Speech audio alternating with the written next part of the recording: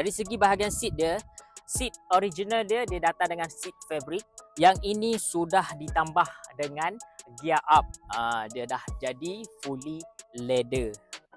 So nampak lebih cantik, tapi pada Zul korang pakai fabric pun okey, leather pun okey. Itu bergantung kepada korang lah. Leather lebih senang nak jaga, tapi fabric bagi Zul lebih selesa. Okey, tadi kita dah masuk ke bahagian depan. Sekarang kita nak masuk bahagian belakang. Apa yang specialnya dekat bahagian belakang? Pertama sekali semestinya bahagian ruang lah. Ruang bahagian lutut.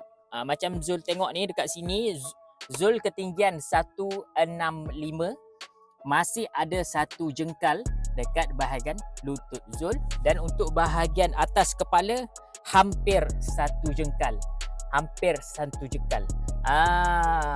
Seat dia angle pun kedudukan sangat selesa. Seat bawah pun besar, betul-betul berada dekat pangkal bahagian bawah lutut Zul, dan bahagian sandar dia pun selesa. Angle dia sedap sedap duduk. Seat pun lembut.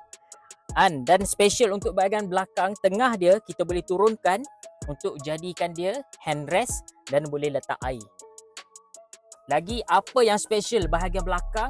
Korang tengok dekat sini, dia dah ada aircon vent untuk orang belakang. Jadi orang belakang cepat juga sejuk sebab dah ada aircon vent.